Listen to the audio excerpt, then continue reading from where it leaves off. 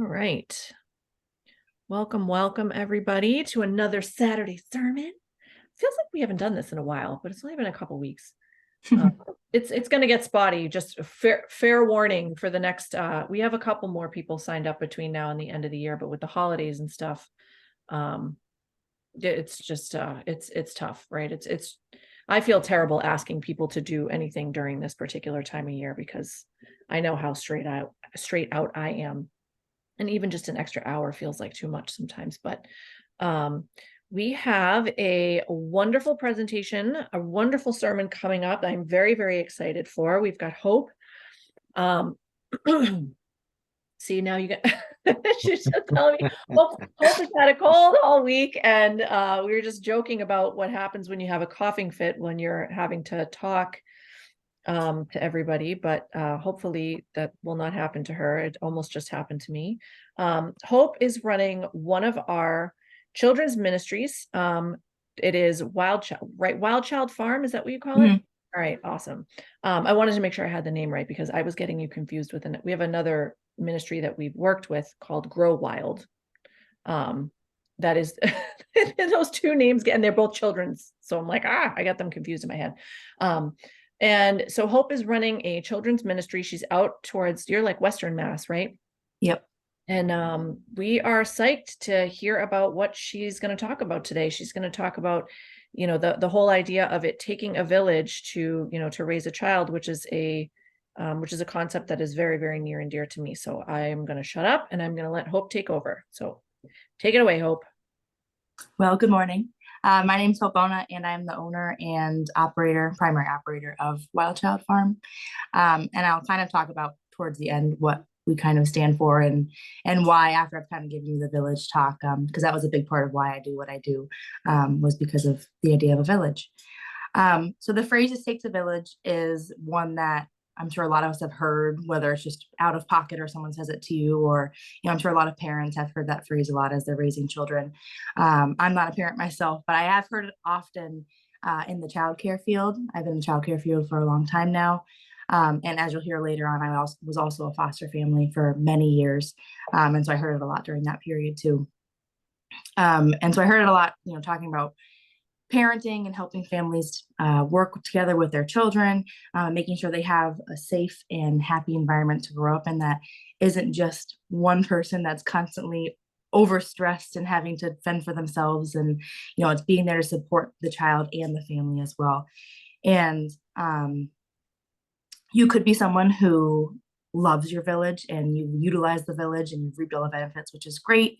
You could be someone who's heard the phrase but hasn't really found your village yet, which there are villages out there for people, and I'll kind of list some opportunities later on of where you can maybe find a village.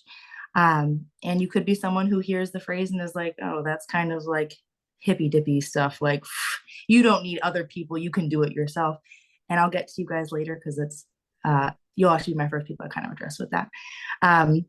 But "it takes a village" is actually referencing a proverb that means an entire community of people should be there to provide for and interact with children to give them a growing and a life experience that's safe and healthy.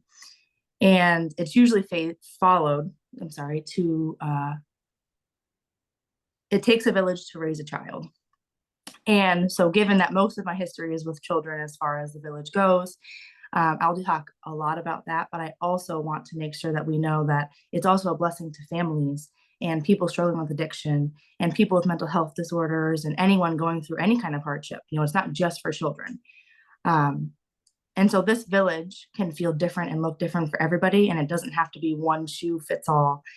It's really about finding what works for you, what works for your family, and what works for you as an individual to be able to get that support and that community that you need, and also contribute back to that community and make sure that you're a village for someone else when you can be.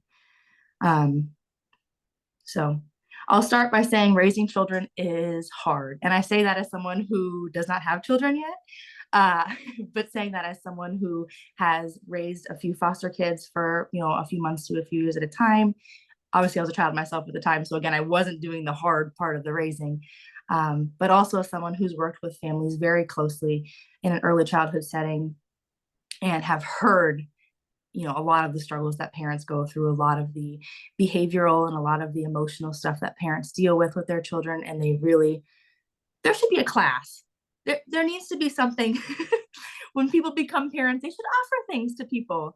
And they don't. And so it was really rewarding to be able to be that early educator that, I graduated, I have my degree, I've had all this education and this experience, and I was able to help in some ways this family kind of navigate that early childhood development part of it that they may have no idea what's going on until a baby starts screaming in their face and they're like, ah. So, um, so I'll start with that, but I'll talk a little bit later about the other aspects of it too. So, as I mentioned before, I was a foster family growing up. From about the age of 6, we started fostering kids. And typically, we took kids that were younger than my brother and I, just because that was what my mom was most comfortable with. But my first story, we actually did take kids that were older, and I'll explain why in a second. But we fostered well over 30 kids in the 12-ish years we did it. And every experience was very unique and very eye-opening to me as a fairly privileged child. I never had to go through financial hardships, and my parents never had to live paycheck to paycheck. I always had a nice school and a nice house and the things I needed. And so it was a really good experience to kind of understand what other kids went through and what other families can go through, especially when they don't have the support they need. So this first story really kind of puts that out there. And again, when I was a kid, I didn't necessarily see the village part of it. I kind of just saw, what I saw as the kids. So keep that in mind as I give you my first few stories. I'm not a bad person, I promise, but it took me a little while to understand a lot of the dynamics behind the family situations, just because I was so young and inexperienced with those things. But so my first ever foster family, there was a boy and a girl, and they're a little bit older than my brother and I was. And when my mom got the call, she was a little bit nervous about it, but she heard the backstory. And I didn't hear this backstory for quite a few years after we had them. But now looking back, it breaks my heart because I know that that was the only way this family could have made it. And so a lot of foster stories you hear are heartbreaking in the sense that the child was neglected or abused, or something happened that's detrimental to their development. But some stories are just the family fell apart. And that was one of these stories.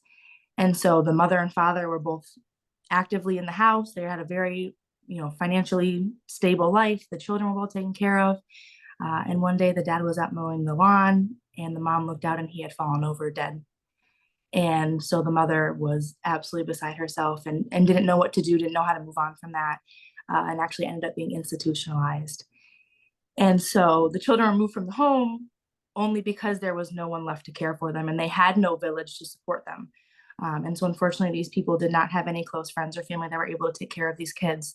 And so they had to be put into the system to find that, foster family that could be there for the kids as the mother was able to get, kind of her feet back under herself. Unfortunately, that didn't end up happening for her, and the children did get later adopted. But being able to be a family that, even though we were unintentionally part of their village, being able to help that mother have time to be away from being a mother and just take care of herself in the hopes that she could help herself was really amazing. And being able to give these kids a safe and happy home where they could be allowed to, mourn their father, could be allowed to mourn the loss of their mother at the current moment, and be able to continue to also have a childhood at the same time, until they found that adoptive family was a really good experience, especially as a first time foster. So that was kind of my first, as I look back, that was my first experience with the village. And understanding that I could be a part of that.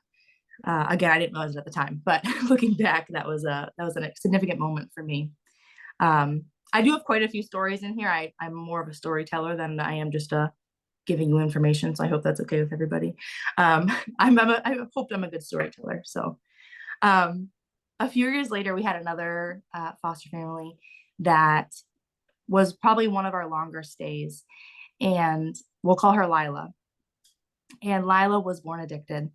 And so she was placed into the system a few days after she was born.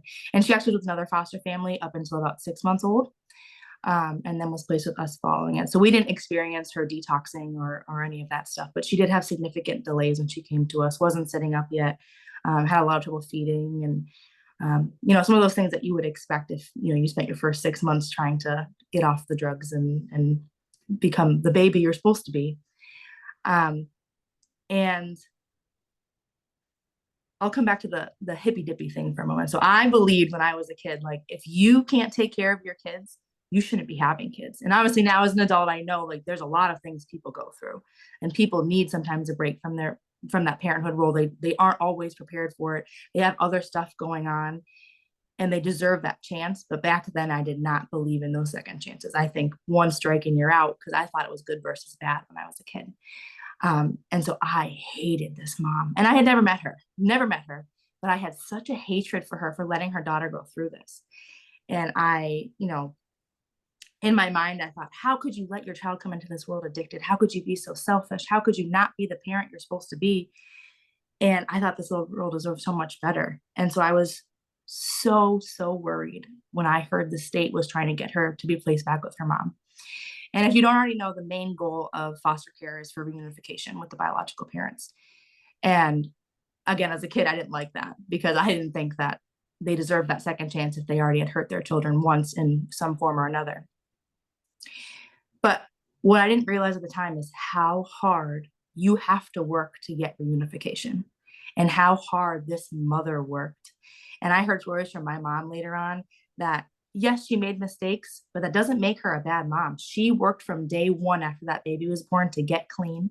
She worked to get herself a great job that was stable and had enough financial resources for her and her daughter. She found herself a suitable living place. And she showed up to every single appointment and court date and visit and every single thing that she could for her daughter, because she wanted this and she worked hard for it. And so now looking back, I have a lot of respect for this woman. But back then I was really, really not in a good place with her. And again, I was like 8, so I really didn't have much say in anything, but um, she showed love to her daughter in every way that she could. And my mom often talks about how much appreciation she showed for my mom, that my mom was, she called her village. She says, thank you so much for taking care of my daughter when I can't right now, because she had hoped that, even though we were an unintentional village for this mom, we were able to give that mom the time she needed to get back on her feet, to come up from that low place she was at, and to get herself stable enough to then take care of her daughter. And which is crazy to me, because I realized this mom now, as an adult, this was a single mom who was addicted, who got herself clean in only 9 months, was basically homeless, was just scraping by, and she got all of these reunification things done so she could get her daughter back. And I have it on really good authority that they're still together and they're thriving. And I just feel so much appreciation that I was able to be part of that and help her, because if she, and given I wasn't the only foster family, but if foster families hadn't been there for her and she didn't have those resources, she didn't have that village there for her, she probably wouldn't have been able to have that time for herself to get herself back in order to take care of this little girl. So I think that was a really valuable moment in realizing, like, it's not just about the kids. You're really there for the families. You're really there to make sure that the families have the support they need so they can be the best parents they can be, because no one can do it by themselves. No one can, you can, but it's going to be very stressful. It's going to be exhausting. And some people just need that time. They need that break. They need to be able to get their feet back under themselves. So, and looking back, I realized, it's not about good versus bad. And it's about giving parents an opportunity to get their life back together when they're at their lowest and when they don't know what else to do. And again, you don't get parenting classes. So sometimes they just need that time to really relearn like what they're supposed to be doing. It doesn't come instinctually to some people. And so I think I found this quote by Ann Douglas, and it says, if it takes a village to raise a child, it takes a village to support that child's parents. And I think that really emphasizes what I had noticed in those last two kind of stories. And because without a village, those parents wouldn't have had the time that they needed, which was essential for them. So I have one more foster story. And this one's kind of an opposite story. And it's kind of, this is my saddest story. So I'm sorry if I tear up a little bit, but several years later, and I had a little bit of a self-improved understanding of, the village and compassion with families that we supported now. And we fostered another baby who was also born addicted. And we got him right out of the hospital. We'll call him Matthew. And we got him at 3 days old. And if you've never watched a baby detox from drugs, it is the most heartbreaking thing you'll ever see. It is heart crushing. But he was they expected him to have a lot of developmental delays, a lot of issues detoxing. And this little boy, through his immense strength and through a lot of luck, really, really thrived.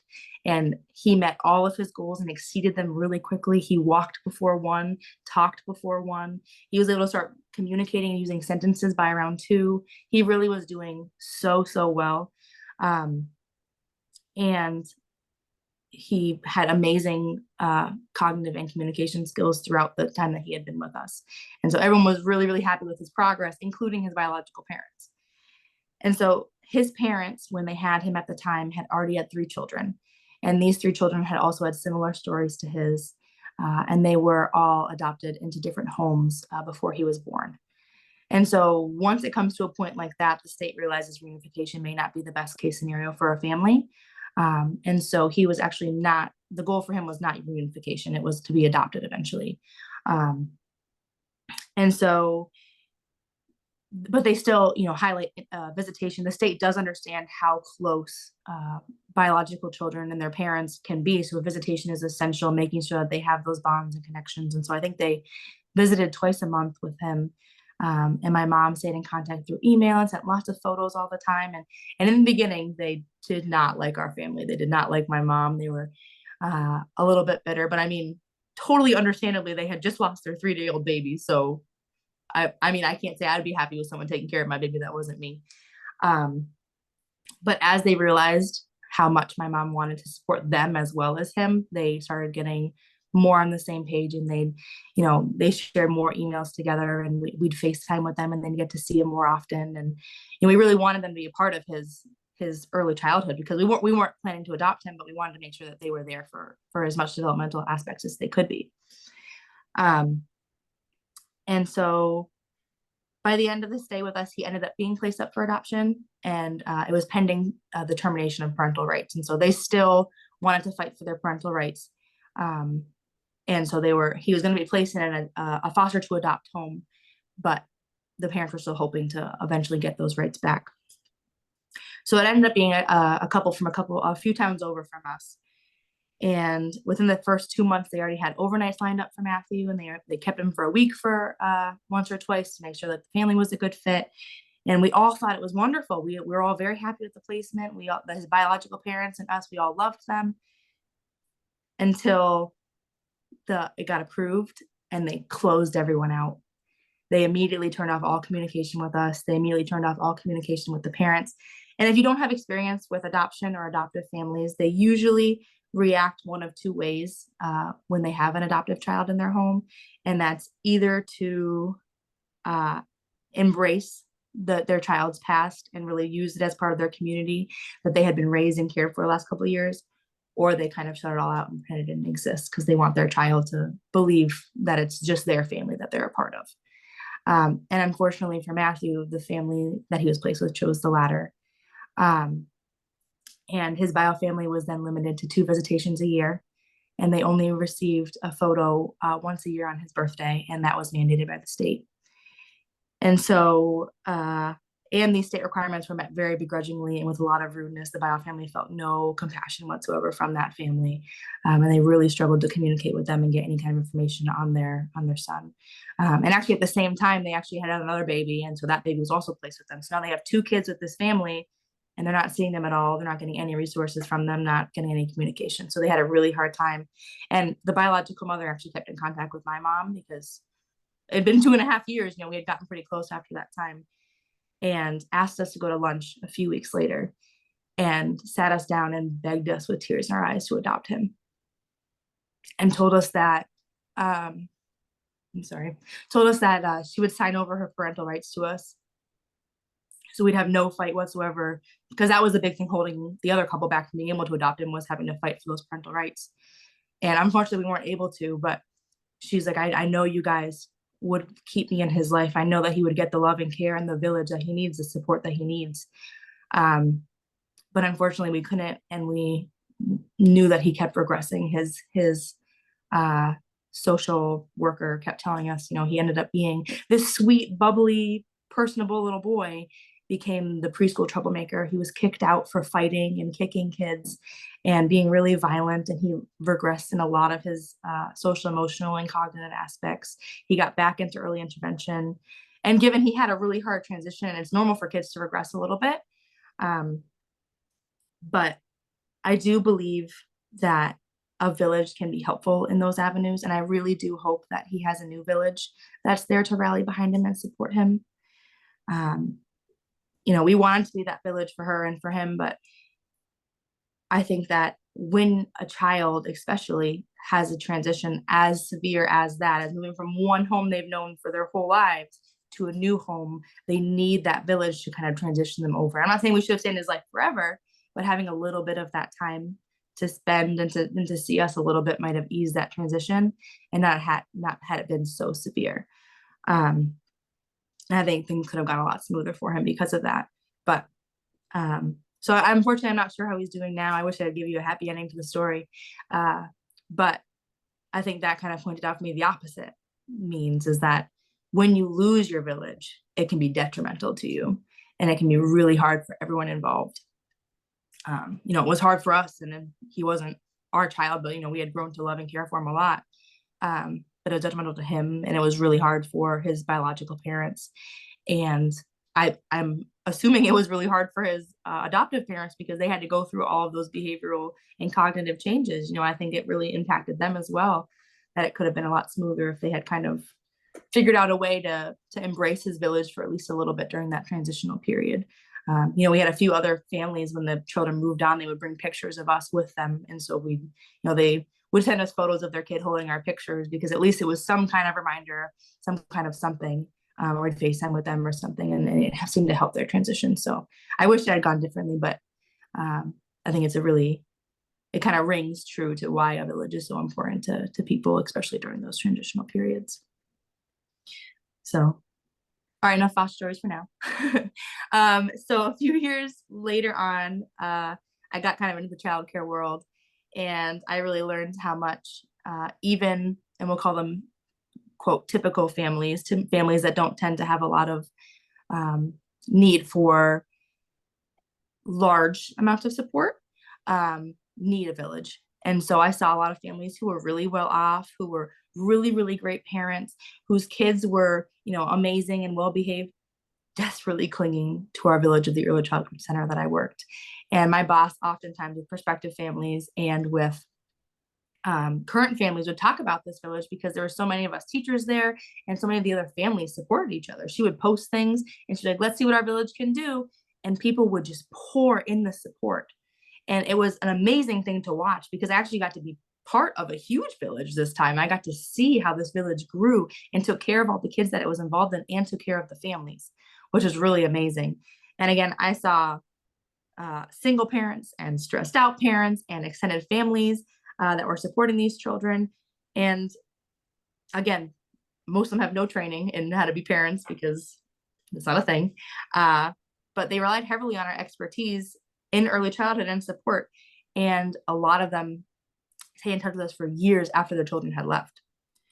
And so a few years after I had started here, I actually became the lead teacher of a preschool classroom. And I did it for about 3 years. And in those 3 years, I can't even tell you how many kids and their families have reached out to me following them leaving my class to check in, to just say hi, to be like, oh my gosh, look, my kid lost her first tooth. Like just the little things they wanted to share and to still stay in contact because they knew how much I cared for their child. And, that we were all part of that same village, which is really cool because you wouldn't expect that as a teacher necessarily, especially one that's in public schools. And then I would also get a lot of messages from parents that told me how hard their kid was having as transition to the public school system.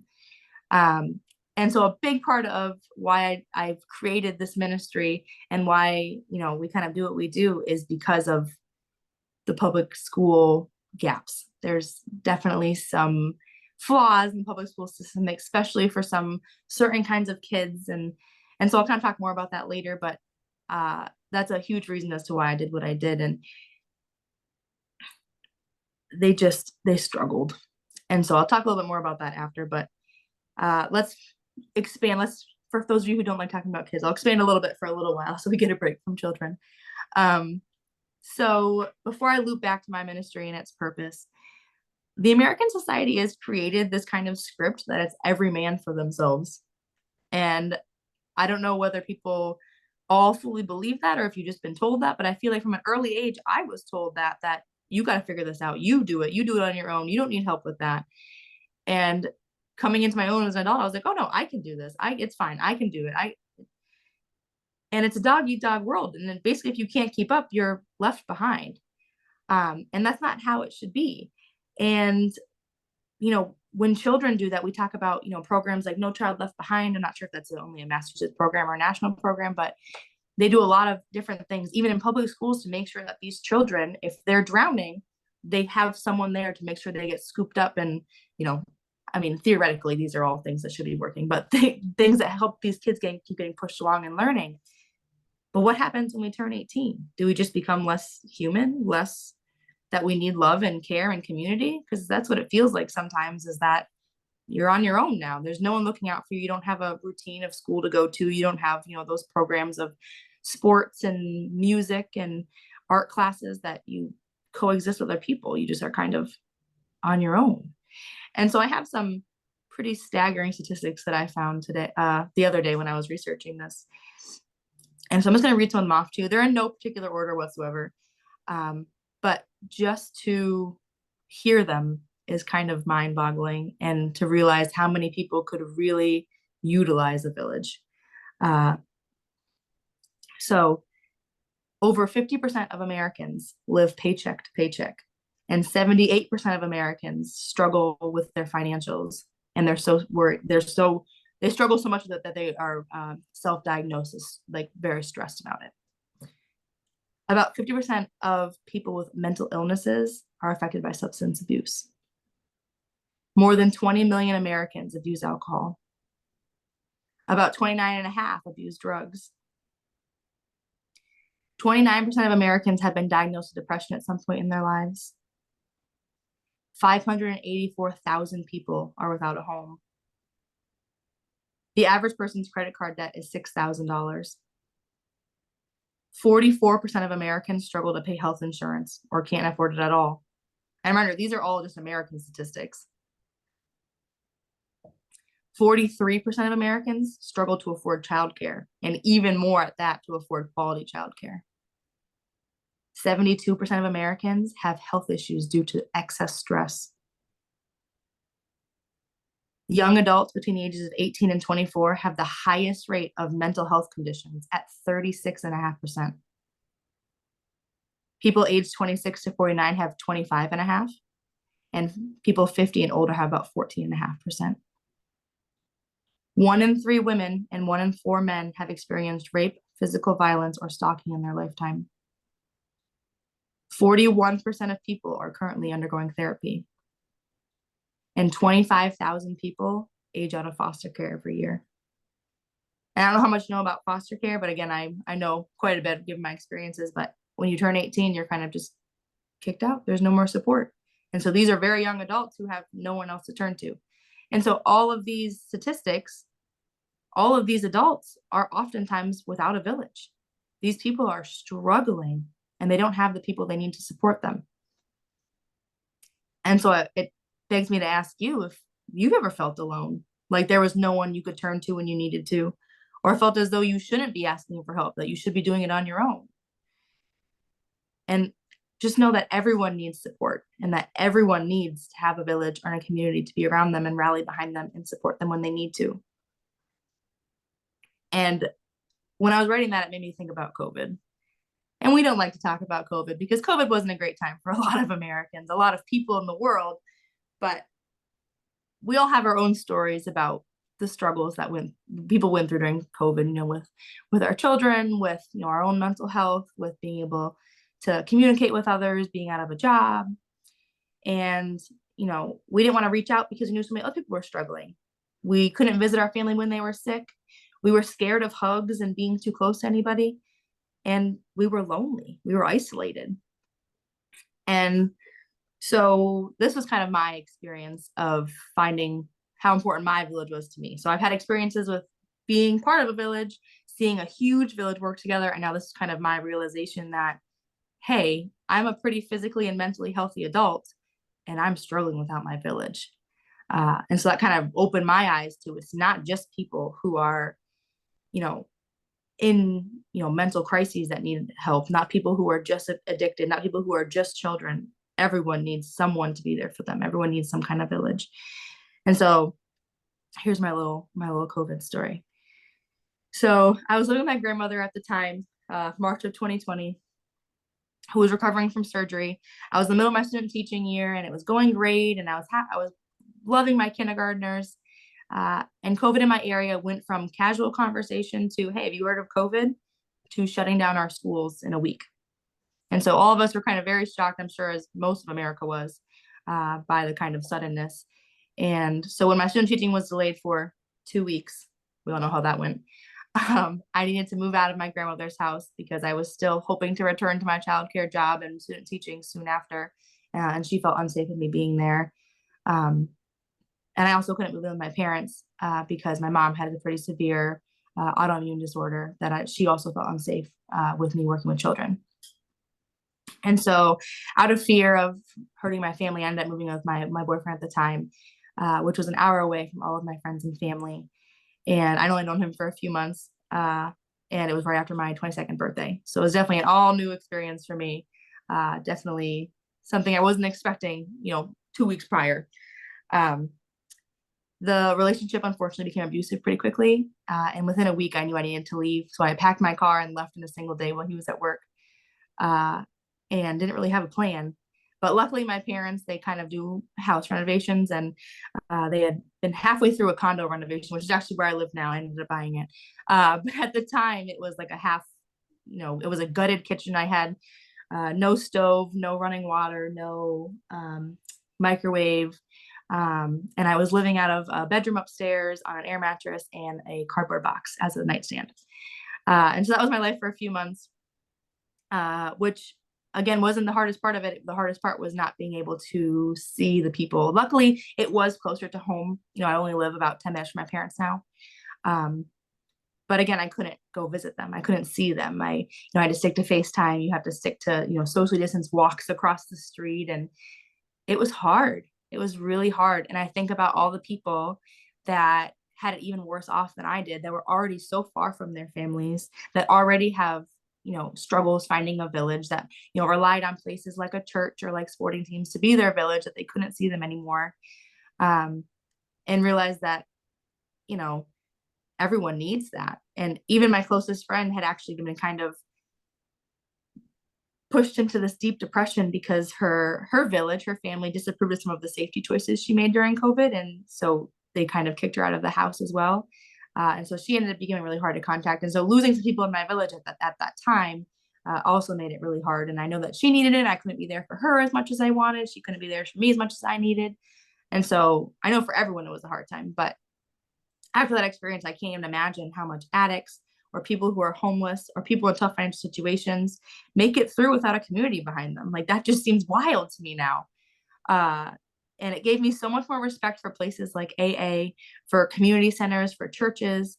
I hadn't attended a church since I was a young child, and I found myself seeking some kind of online sermon, some kind of church that I could attend so I could have a community. I wanted to find people who were like-minded enough that I could be with and spend time with.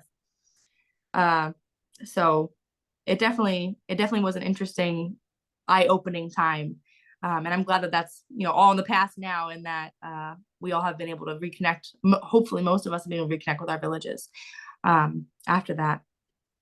But when America praises people for everything that they do on their own, and praises people that are under immense stress and puts them on a pedestal saying, look, they're doing it right. They're so stressed, that must mean they're doing it right. But that's not the truth. The truth is that everyone needs to have people that they can trust. Everyone needs people that they can rely on. Otherwise, they're not going to enjoy life. And can people do it on their own? Absolutely. And I know people who have spent a lot of their life doing their own thing, and I have a lot of respect for them because it's really hard. But they're often stressed out, overworked, overtired, and they feel really isolated. The village isn't about life or death, but it's the difference between enjoying life and struggling through it. You need to have someone that you can call up and say, hey, I have an emergency. Can you watch the kids for a few hours? Or I need to get out of the house. Can you please meet me for coffee somewhere? Or life is not going well right now. Can I please crash on your couch for a few days? And without being able to have people to contact for those things, that just makes life so much harder for people.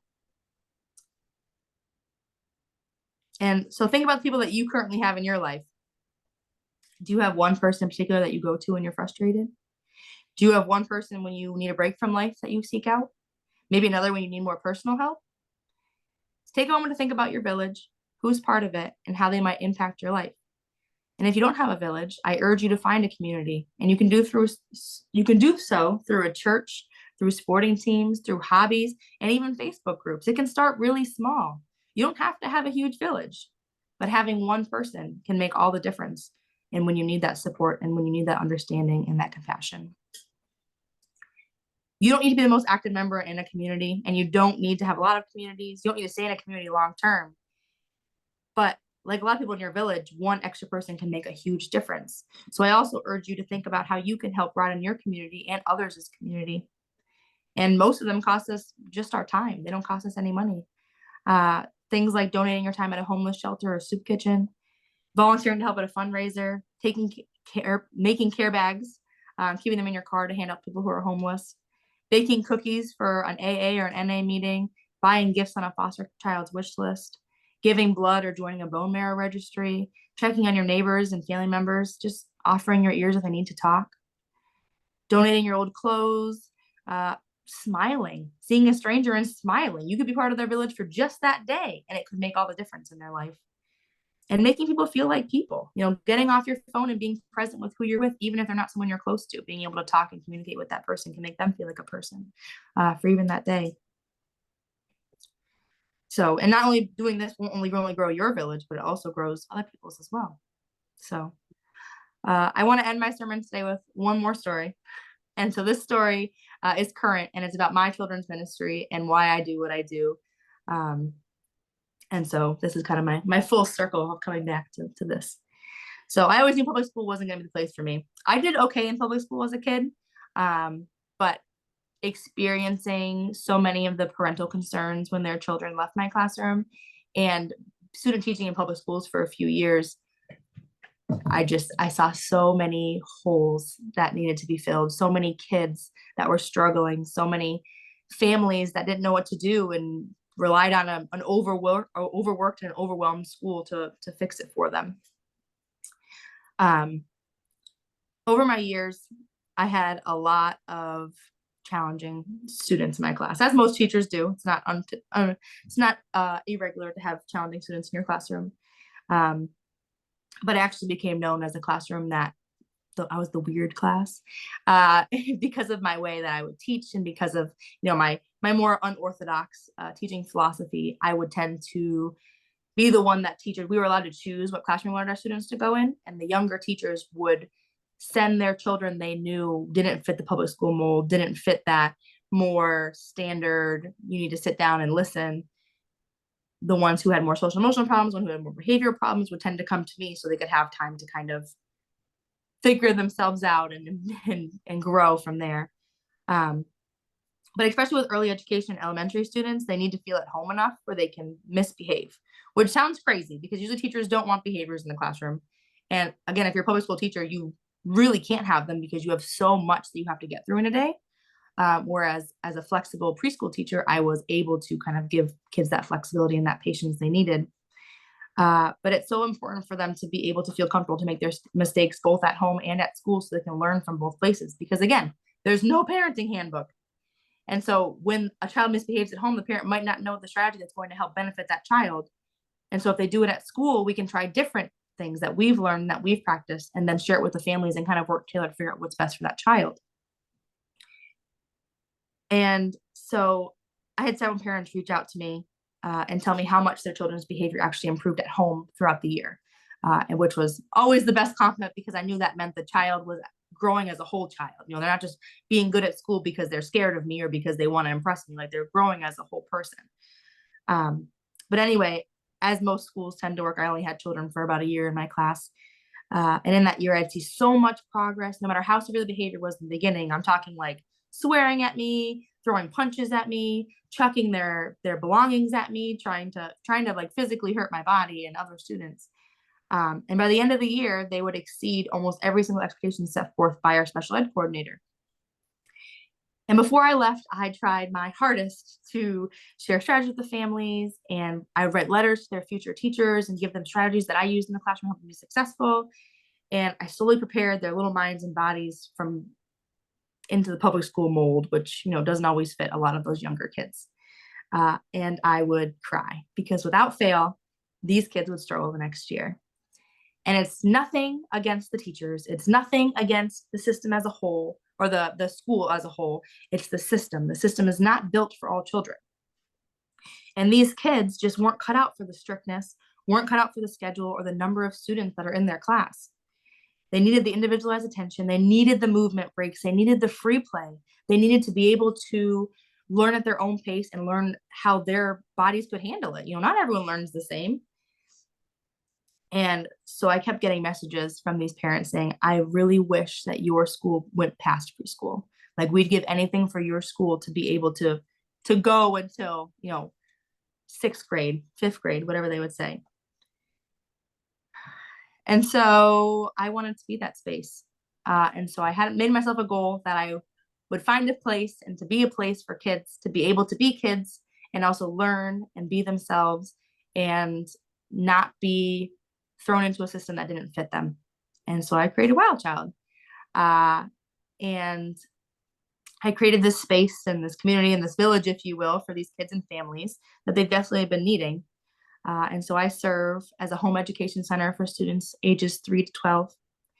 And all of my students are ones that have been pulled from public schools due to them not succeeding as their parents had hoped they would. We have a lot of high anxiety in our class. We have behavior issues, ADHD, dyslexia, executive functioning, trauma, and a lot of high levels of very low self-esteem. And so I have one kid who she's amazing. Like I can't know a soul who would not be in love with this child the minute they met her. She just has the most bubbly, the most beautiful personality. But she struggles in school. And so this parent had been told in an IEP meeting for her daughter in kindergarten, we're not going to be able to help your daughter in first grade. We love her, but she's not going to do well next year.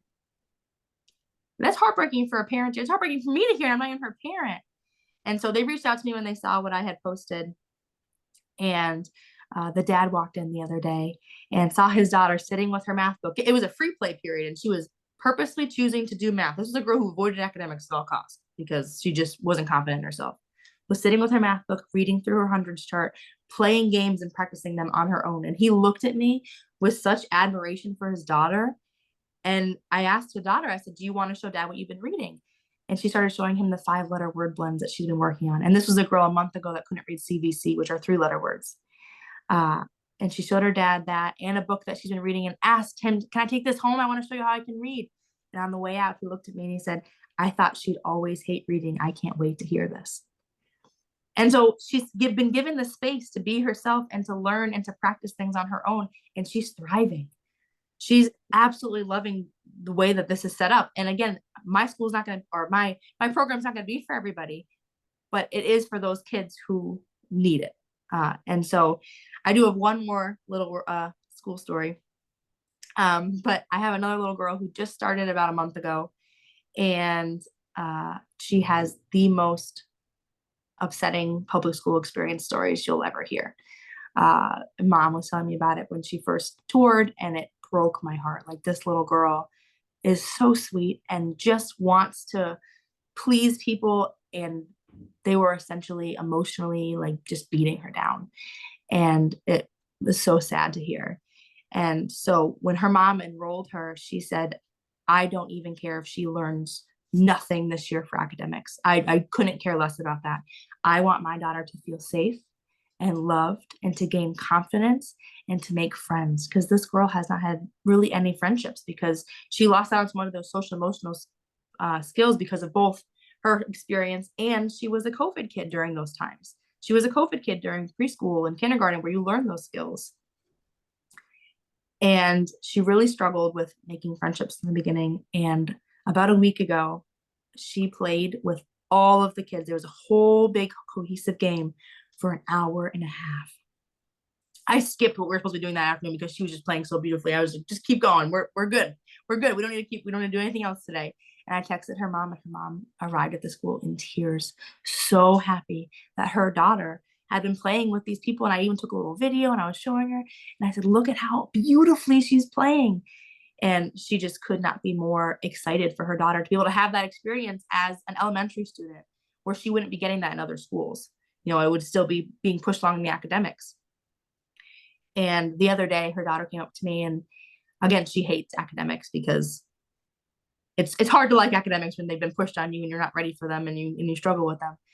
And we were doing some kind of math activity, and she said, "This is the best day ever."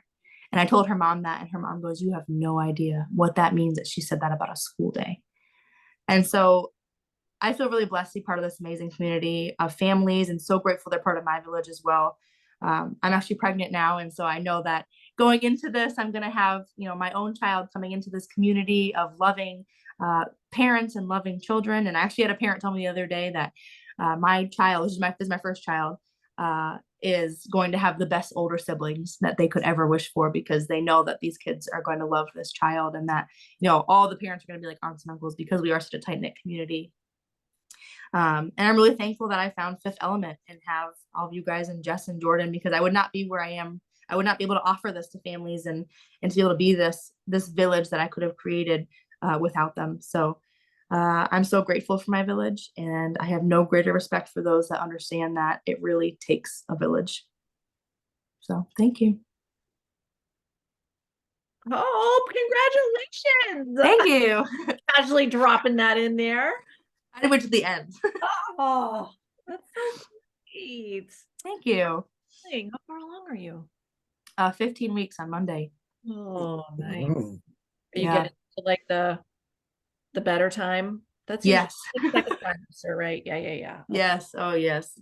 Starts I actually found out the first week that we opened, and I was like, oh, this is gonna be an interesting start to our year. Oh God. Oh, God bless you for going through that and first trimester at the same time. That's a lot. It was a lot. We're better now. We can enjoy it more now.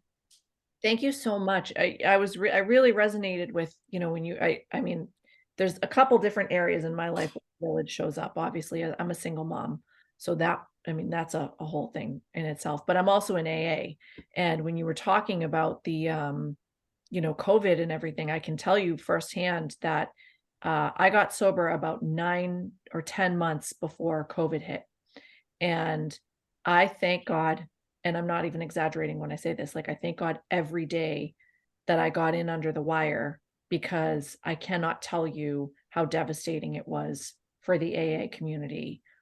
You know, we couldn't meet, right? Like we couldn't, and like, I mean, and I there, can't even imagine. it's, you know, I mean, we figured it out, right? Zoom and everything else. And to this day, I still run the Zoom from my home group every week. That's wonderful. Yeah, I mean, That's it's awesome. because now it's hybrid, and so we've collected people from all over the country, and we're like, well, we don't want to lose you guys. So like, you know, the village kind of, it morphed, and now it is what it is, and it's hybrid. And so we have people who still show up in person, and then we run the Zoom, and it's a beautiful thing. But you know, they say that the opposite of addiction is connection, right? The antidote, I should say, to addiction is connection. And so, you know, being forced to kind of disconnect was very traumatic for a lot of us. And I can't even imagine how many people there were who couldn't find us, right? It's hard enough to get into the program, like to really kind of like surrender to the whole thing, and to you know, to shake off that whole idea of like, I can do this by myself, right? Like it's huge. But to then be kind of relegated to like finding Zoom meetings and having to make those connections, and like, cause you got to do it so quick, right? The window to be able to do it is so fast. Like you've got to get in while you're still really desperate, or else that demon will be right back on your back, and like, you know, you'll be done for, or you'll be going through another cycle. Yeah. And communication and trust and relationships are built so much slower over Zoom. Well, right. It must be so hard to not be in person. Yeah, it's hard. It's super hard because you don't, I mean, I do a lot of readings over Zoom, and, I can say that I genuinely do not believe that the quality of my reading goes down because of Zoom. However, that is not to say that there aren't things that don't get lost in translation, right? Body language and just the ability to connect with another person, like, in the same space. And we're losing that, like it's slowly like, I mean, it's almost being bred out of us because of these fucking things, right? Like, I have to Absolutely. remind my 16-year-old every now and again, like, hey, I'm talking to you. Could you like right? Because Human connection. it doesn't come naturally to them anymore, which is so sad. And it's like it's such a snowball effect. So Hmm. who knows if we'll be able to reverse it, or if we'll just kind of adapt to it, or what, how it will work. But brilliant, brilliant, all of it. I had no idea that you had so much experience with foster care.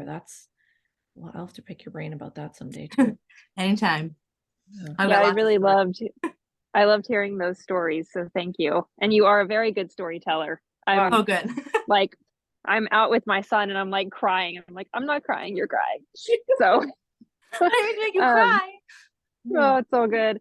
And just like to hear what you're doing in your program, your ministry is like, I mean, that's where the tears really got for me, because it's like that's why we created Fifth Element, Mhm. are for those things. And so that was just very, very heartwarming. So thank you. I so wish you were closer, because I would send my son to you. He is totally turning out to be one of those kids that's public school is just not going to be able to handle. Mhm. He just Yeah. Well, and I know we have to, surrender this Zoom room, Jess, but I have a request for maybe a follow-up sermon, if you don't mind, Hope, Sure. of what, because this is my fear with fully, I don't feel like I fully embrace the village, because I'm very much concerned about how to navigate when conflict does arise. Mm, And that is a huge barrier for me. Is like, I don't want to get into the village and then have to leave the village because of a conflict. right. She's a Libra. Absolutely. So yes, thank you, Jess. And a Pisces. So so that's very, like, that is why I don't fully embrace the village, because it's like I don't know how to navigate the conflict when it comes. Mhm. Yeah. So Yeah, absolutely. I if mean, a you village feel is fantastic for many confident, reasons, but it can be hard to be part of one for sure. yeah, Yeah. yeah, for sure. And to be that vulnerable. Mhm. So that's my Especially when you request can't for find the next right time. one, there's definitely different avenues you can take, and you can find a village and go, "Ooh, this is not the one for me." Right. And knowing like when it's just not the right fit versus when you need to lean in more Mhm. and move Yeah, through. So, but thank you absolutely. very much. I appreciate it. Oh, all right. Question. Oh, go ahead, Gordon. We got Oh, to be quick because I have a reading at noon.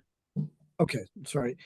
I know a lot of single moms, each of which could be an effective self-sustaining parent if they just had childcare.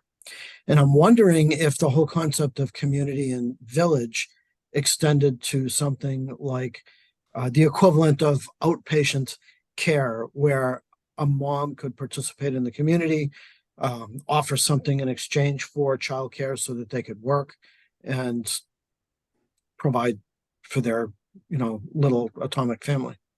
So through my research I've done, I'm in a lot of homeschooling groups now, and a lot of parenting groups. And there's a lot of parents who do what they call like a mom share, I think they call it. And Ah, so, if I watch your kid today, can you watch my kid tomorrow? And we won't pay each other, but it's kind of like sharing that responsibility of being able to take care of the kids.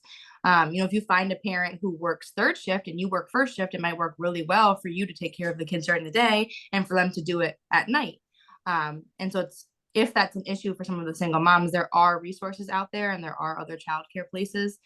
Given childcare can be really expensive, and that's kind of a big burden. But I also know there's things like nanny shares where you can kind of combine. Like if there's 3 moms and they all need care for the same time, they can hire one nanny for a lower price to take care of all 3 kids in one of their homes.